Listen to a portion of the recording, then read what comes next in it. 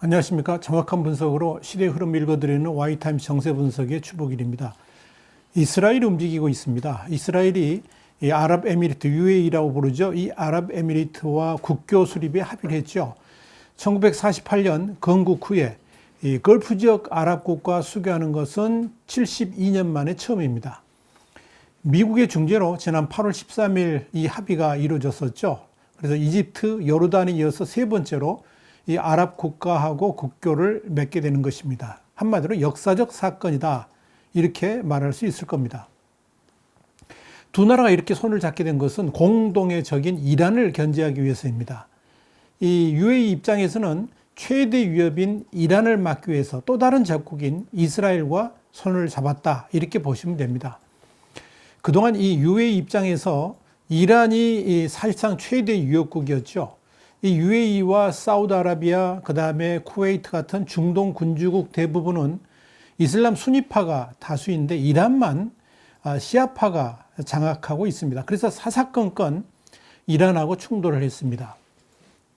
이런 상황에서 UAE는 이스라엘과 손을 잡고 반이란 연합을 강화할 전략적 필요성이 컸다. 이렇게 볼 수 있습니다. 앞으로 이 UAE는 이스라엘과 손잡고 정보기관인 모사드가 수집한 이 무슬림 형제단 등 이런 반정부 세력, 그리고 이란, 예멘 반군 관련 정보를 미국을 통해서 사우디아라비아, 그 다음에 UAE하고 공유하기로 했습니다. 이런 중동 평화의 배후에는 미국이 있습니다. 미국은 UAE가 이스라엘과 손을 잡게 한 다음에 군사 강국으로 만들려 하고 있는 UAE에 대해서 최신의 전투기 F-35를 비롯해가지고 첨단 무기 공급을 약속했습니다. 이스라엘 입장에서는 이번 UAE하고 수교가 갖는 의미는 정말 큽니다. 우선 그동안 무조건 팔레스타인 편을 들면서 이스라엘과 적대적 관계를 유지해오던 아랍연합을 허물기 시작했다고 볼 수가 있습니다. 특히 이스라엘이 이란 바로 앞인 UAE에다가 군사 거점을 마련하게 되었다는 것은 이란 견제를 위한 엄청난 소득 중의 하나입니다. 이스라엘 입장에서는 이란의 핵시설 타격을 위한 중요한 포인트를 갖게 되었다. 포스트를 갖게 되었다. 뭐 이런 의미도 생각할 수 있겠죠. 이런 군사적 의미뿐만이 아니라 경제적으로도 부수효과가 엄청납니다. 아부다비, 두바이하고 텔아비브 직항편이 생기게 되죠. 그렇게 되면 경제와 교역, 관광 이런 전 분야에 걸친 협력도 시작됩니다.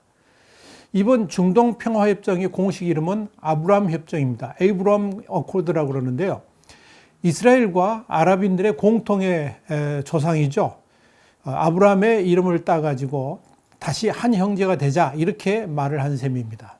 그런데 이렇게 이스라엘하고 UAE 간 아브라함 협정, 이 트럼프에게는 엄청난 호재입니다. 선거를 앞두지 않았습니까? 특히 이 중동 평화를 본격화할 수 있다는 점에서 트럼프 대통령에 대한 외교 안보적 재평가도 이루어질 전망입니다.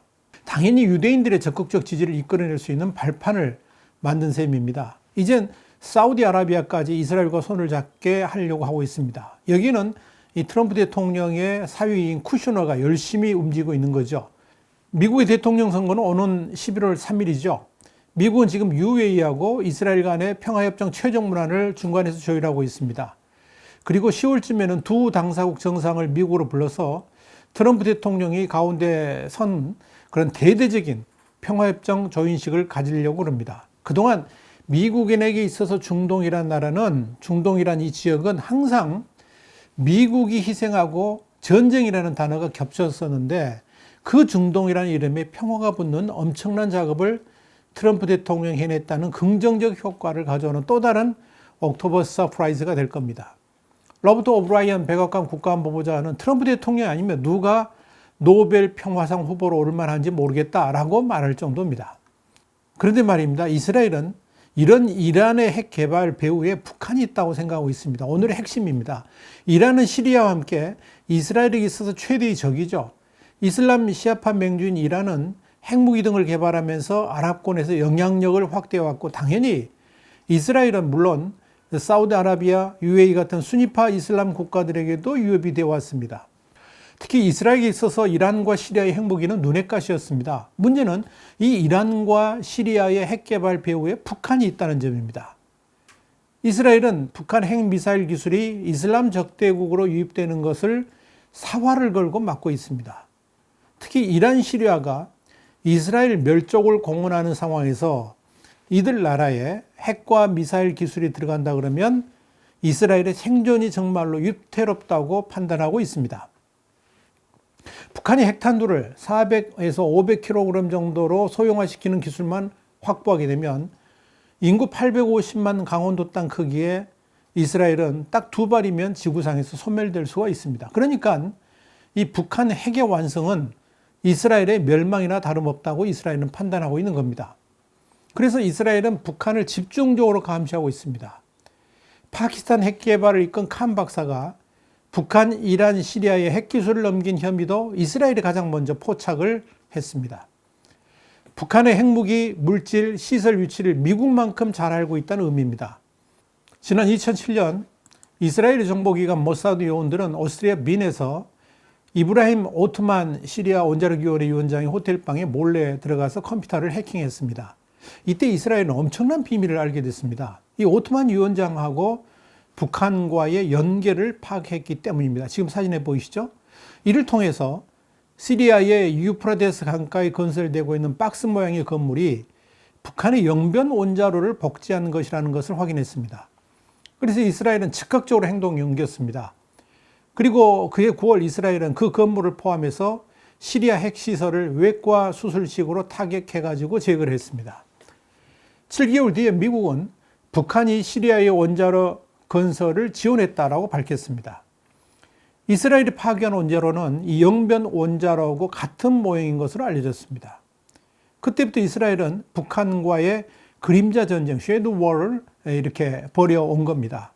여기서 그림자 전쟁이라는 이름은 월스트리트 저널의 기자 출신인데요. 중동 전문가입니다. 제이 솔로몬이 지난해 유대인 전문 온라인 잡지인 태블릿에 기고한 글에서 나왔습니다. 그는 이 기고글에서 약 8,000km 떨어진 북한과 이스라엘이 지난 50여 년간 그림자 전쟁을 벌여왔다. 그렇게 말을 했습니다. 그러면서 1960년대 이후에 50여 년간 이스라엘과 북한의 관계는 은밀한 적대감과 대리 충돌로 정의된다라고 정리를 했습니다. 그러면서 그는 이스라엘 전 현직 당국자들은 북한이 더 정교한 무기를 중동에 보급하는 것을 막기 위해 군사행동을 고려할 수도 있다라고 말했다. 이렇게 전했습니다. 이스라엘의 국익을 위해서 북한을 공격할 수도 있다는 의미입니다. 특히 북한에 대한 미국의 뜨뜻미지근한 해법에 대해서 이스라엘은 불만이 큽니다. 이스라엘 입장에서는 이란과 시리아의 핵미사일 개발의 배후에 북한이 있다는 점을 분명히 확인했는데 미국이 이렇게 북한을 그대로 방치하면 할수록 이스라엘은 더 위험해진다고 보기 때문입니다. 그래서 에이탄 벤처 전 이스라엘 외무차관은 미국은 북한 미사일을 해결한다고 했지만 그렇게 하지 못했다. 그러면서 이스라엘은 북한의 위협에 대처하는데 미국과 같은 시간표를 갖고 있지는 않다. 그랬습니다. 그러면서 더 즉각적으로 행동할 수도 있다라고 말을 한 겁니다. 이런 관점에서 지난 2004년 5월 150여 명이 죽고 1,300여 명이 다쳤던 그 2004년 북한 용천역 폭발 사고, 여러분 기억하십니까? 이 용천역 폭발 사고가 이스라엘의 공작이었다는 소문이 퍼다했습니다. 당시 사망자 중에서 북한하고 핵교류를 위해서 방문하던 시리아의 핵과학자 10명 정도가 포함되어 있었기 때문입니다. 이뿐 아닙니다. 지난 4월에 이스라엘이 시리아 군사기지를 폭격했을 때도 미사일 개발을 돕던 북한 과학자가 포함되어 있었다고 이스라엘 언론이 보도했습니다. 2011년부터 시작된 시리아 내전에서도 이 정부군이 사용했던 그런 화학무기가 북한의 기술로 만들어진 것으로 이스라엘 당국은 파악하고 있습니다. 이스라엘은 이렇게 북한과 이란이 핵과 관련한 기술 교류를 위해서 서로의 핵과 미사일 기술을 완성하고 있다고 보이는 겁니다. 심지어 이란이 개발했다고 자랑했던 사거리 2,000에서 3,000km 탄도미사일 코람샤흐르는 크기와 모양이 북한의 화성 10형 미사일하고 너무나도 흡사해가지고 논란이 되기도 했습니다. 여기에 북한이 2017년 7월 4일 발사한 이 대륙간 탄도미사일 ICBM 화성 14형하고요. 3주 뒤인 7월 27일 이란이 발사한 시모르그란 이 우주 로켓도 북한과 이란 두 나라의 합작품이라고 이스라엘 정보기관은 판단했습니다. 똑같습니다. 또 있습니다. 미국과 이스라엘의 정보당국은 2006년 이후 실시했던 북한의 6차례 핵실험에 이란의 군 장교와 기술자들이 참석했다라고 보고 있습니다. 이런 시점에서 이스라엘이 중동의 아랍 국가들하고 손을 잡으면서 반이란 대열에 함께 서는 이 시점에 이란도 생존을 위한 몸부림을 시작했습니다. 영국의 로이터 통신이 20일 아주 중요한 보도를 했는데요. 이란이 북한하고 핵무기 장착이 가능한 장거리 미사일 관련 협력을 재개했고 올해 연말까지 핵무기에 필요한 핵물질을 충분히 확보할 수 있을 것으로 보인다. 이렇게 보도를 했습니다. 이런 분석이 나오니까 미국도 즉각 21일 이란의 핵무기 및 미사일, 재래식 무기와 관련된 인사 20명 이상에 대해서 제재 조치를 발표한다고 합니다. 물론 여기에 대해서 알리레자 미리 우세피 유엔 이란 정부 대변인은 미국은 최대 압박쇼, 이게 비참하게 실패해왔고 새로운 조치를 발표한다 그래도 이 사실을 바꿀 수는 없을 것이라고 비판을 했습니다만은 지금 이런 상황에서 미국이 점잖게 대응할 것 같지는 않습니다. 그리고 이스라엘도 가만히 있을 것 같지는 않습니다. 여기에 최근 이스라엘이 북한산 소형 핵무기 3발을 발견했다는 정보도 있습니다. 그러니 이스라엘은 더더욱 가만히 있지는 않을 겁니다. 심지어 이스라엘 내에서는 미국을 대신해서 이스라엘이 직접 군사적 행동에 나서야 한다는 여론까지 일고 있습니다. 만약 북한의 ICBM과 SLBM이 완성되고 핵탄두 소형화까지 완결된다 그러면 이스라엘이 미국의 묵인과 협조하에 인도양 근처의 작은 섬 국가에 공항을 단기 임대한 다음에 공군 전력과 지원 부대를 이전해서 단독으로 북폭 작전에 나서야 한다는 주장이 바로 그것입니다. 그러니까요, 이 이스라엘의 대이란 압박, 그런데 이렇게 압박을 했을 때 이란이 어떻게 대응하느냐에 따라서 확산 가능성이 굉장히 큽니다. 미국은 북한의 핵 보유 관련 내용보다 더 관심이 뜨거운 게 뭐냐면 이란이 북한의 핵 기술을 이용해 가지고 핵무기를 갖는 겁니다. 그래서 미국은 2015년 오바마 정부 시절에 유럽 5개 나라, 그러니까 미, 영, 프랑스, 독일, 러시아죠. 이렇게 해가지고 거기다 중국까지 참여해가지고 이란 핵 협정 JCPOA를 체결하게 된 겁니다. 그런데 요즘 미국의 대이란 대응이 심상치가 않습니다. 지난 7월 2일 미국 중앙정보부 그러니까 CIA하고 이스라엘의 모사드가 공동으로 이란 나탄즈에 있는 핵 동충 시설에 대해서 사이버 작전을 실시했습니다. 그래가지고 관련 시설들이 폭파됐다. 이렇게 뉴욕타임스가 13일 보도를 했습니다. 특별히 뉴욕타임스는 이란 나탄즈 지역을 촬영한 이 상업 유성 사진 판독 그리고 미 정부기관 관료하고 인터뷰 내용을 근거로 해가지고 7월 3일에 또 다른 폭발이 나탄스 지역 핵 관련 시설에서 발생됐다 그러면서 이건 이란의 미사일 관련 기지로 전망된다라고 보도를 했습니다. 미국과 이스라엘이 이런 조치에 대해서 군사 전문가들은 이렇게 평가를 합니다. 첫째는 미국이 그동안 이란에 대해서 소극적 대응을 해왔지만 공세적으로 전환했다라고 보고 있습니다. 이것은 11월 대선을 앞두고 이란에 대선에 영향을 미칠 도발 행위를 하지 말라고 경고한 것으로도 볼 수 있을 겁니다. 두 번째는 트럼프 대통령이 재선에 성공하더라도 이 오바마 전 대통령 같이 협상 분위기로 돌이키지 말 것을 요구하는 이스라엘의 선제적 조치였다라고 분석을 합니다. 그래서 이스라엘 정부는 모사드 요시 코엔 국장의 임기를 연장하면서까지 미국 마이크 폼페이오 국무장관하고의 개인적 인연을 동원해가지고 미국을 설득한 것으로 알려졌습니다. 세 번째는 이란의 핵 개발에 대한 이스라엘의 우려 때문입니다. 2018년 1월 이스라엘 모사드의 이란 테헤란 핵시험 연구소에 대한 습격 작전에서 핵무기를 비밀리에 개발하고 있었다는 각종 증거가 입수된 바 있었죠.